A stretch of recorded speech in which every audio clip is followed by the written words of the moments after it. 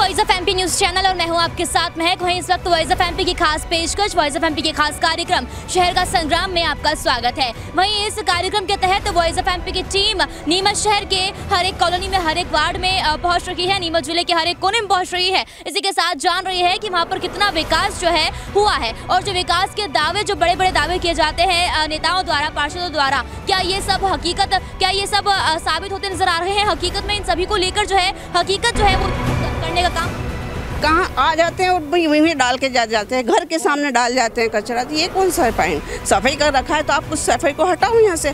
सफाई कर्मचारी भी है, वो भी कचरा ला के वहीं डालती, जबकि 4 कदम के आगे पे कार्यालय है आपका।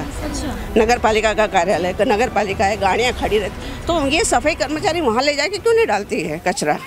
आपके घर के पास में से सफाई हो जाए ना, वहाँ से यहाँ नहीं करे, यहाँ नहीं डाले कचरा।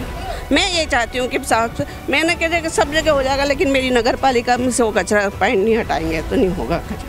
तो इस वक्त हम मौजूद हैं बंगला नंबर 60 पुरानी नगर पालिका एरिया में और यहाँ के ये रहवासी हैं। तो इनका ये बताना है, इनका ये कहना है कि जो इनका घर है, जस्ट घर के आसपास ही कचरा डाल के लोग चले जाते हैं। एक एक करके वो बहुत ज़्यादा कचरा इकट्ठा हो जाता है, इसे खुद साफ करती हैं। उसके बाद भी जो है कुछ दिन बाद फिर वही के वही स्थिति बन जाती है और उसका निराकरण आज तक नहीं हो पा रहा है, उसका कोई हल इन्हें नहीं मिल पा रहा है। तो वहीं आगे हम बातचीत करेंगे और लोगों की समस्याओं के बारे में। हाँ जी, बताएं तो किस तरह की मूलभूत सुविधाओं से आज भी आप वंचित हैं और क्या क्या समस्याएं आपके इस एरिया में? हमारे पाइप, जैसे सीवर लाइन का पाइप सुविधा के लिए दिया है, तो आराम से नालियाँ सूखी रहे, मच्छर नहीं आए, तो सारा ही निकाल दिया लोगों ने। तो इनकी जानकारी करे। और नाली का निकास किस तरह से है? सड़कों की क्या व्यवस्था है? बाहर से इधर से आ रहे, उधर से आ रही नाली, तो उधर से आ रही नाली की समस्या, नाली की ज़्यादा है बस। जी, नाली की समस्या बहुत ज़्यादा है। मूलभूत सुविधाओं से वंचित हैं यहाँ के रहवासी आज भी। और जो इसी के साथ गंदगी यहाँ पर बहुत पसरी हुई है, ये भी कहना है। आगे हम और बात करेंगे। हाँ जी, बताइए किस तरह की समस्या है और कहाँ आपका घर है, क्या क्या परेशानी है? हमारे घर के पीछे है, एक तो किसी का लेटरिन का पाइप फूट रहा है, तो लेटरिन निकल रही है, लेटरिन का निकल रही, तो उसके पीछे दूसरे पास में एक, तो उसका भी पानी निकल रहा, तो पीछे सारा कचरा उस नाली में डाल दिया, मच्छर हो रहे, उससे जगह नहीं, मतलब पीछे निकलने की।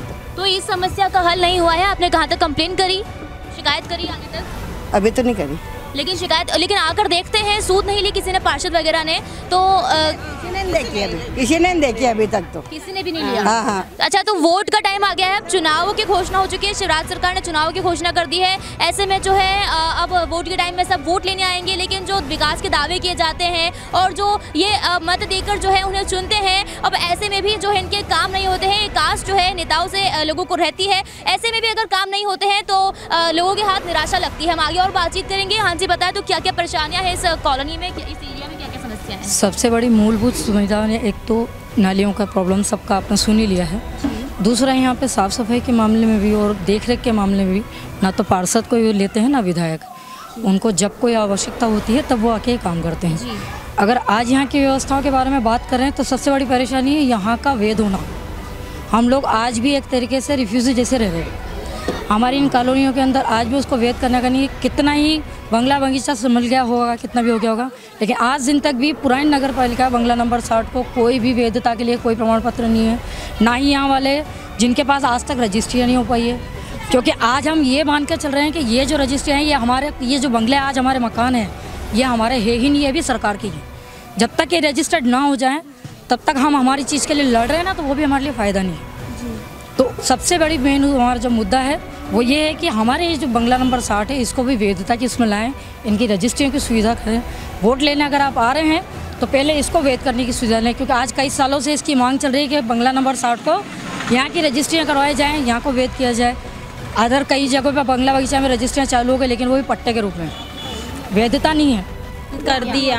अब हमारे को पीछे का रास्ता ऐसा है, पूरा नालियाँ का पानी बह रहा है, वहाँ से निकलना पड़ रहा है। हम रोज जा रहे हैं, सब बोल रहे हैं, हमारी सुनवाई नहीं हो रही कहीं पर भी। और ना यहाँ सड़क बनी, पूरे नगर पालिका में सड़क बन गई, हमारे इधर सड़क नहीं बनी है। पूरे बच्चे हमारे और नाली वाली सब इन्होंने ऐसी डाल रखी, बिल्कुल लेटरिन बाथरूम सब बाहर दिखती है, और हम दी भी नहीं, गंदों में खेलते, और ऐसे गंदों में हमारे बच्चे छोटे छोटे घर में गंदे पाँव लेके जाते, और हम सफाई की बोलने जाते तो सफाई भी नहीं करवाते, और खुद ही हम हाथों से करते।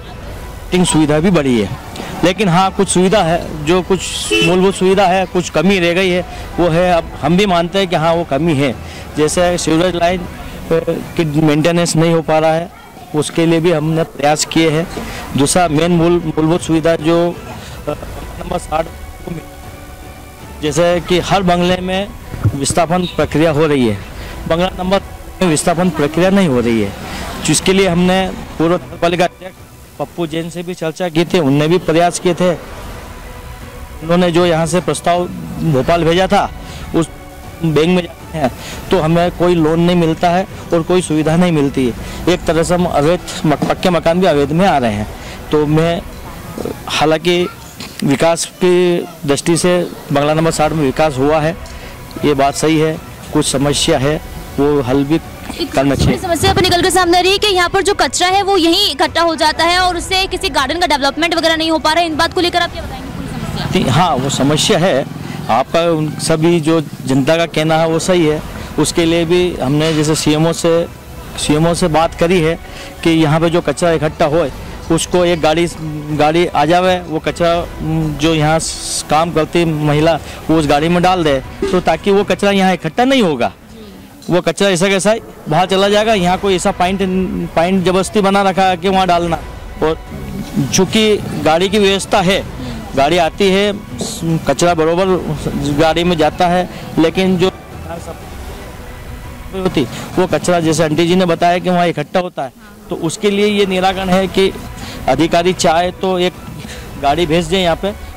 लेकिन यहाँ पर जो होती है इनकी मेन कंप्लेन होती है ये कि जो नल वगैरह है ना, यहाँ पर प्रेशर वगैरह नहीं आता है, तो नलों के अंदर प्रेशर नहीं होता है, जिसके बाद इनको मोटर लगानी पड़ती है और मोटर से जो थोड़ा बहुत प्रेशर अगर बनता है तो ये परेशानियों के साथ यहाँ पर पानी भरते हैं और उसके बाद पानी की व्यवस्था इनको मिलती है। पानी की व्यवस्था लाइन में जो है को है और काफ़ी टाइम में यहाँ पर नल आते हैं तो भी परेशानियों के साथ आते हैं। अब आप देख पा रहे हैं कि जो पूरी लाइन है, यहाँ के जितने भी जो रहवासी हैं ये सभी परेशान हैं, इन सभी समस्याओं को लेकर ये परेशान है।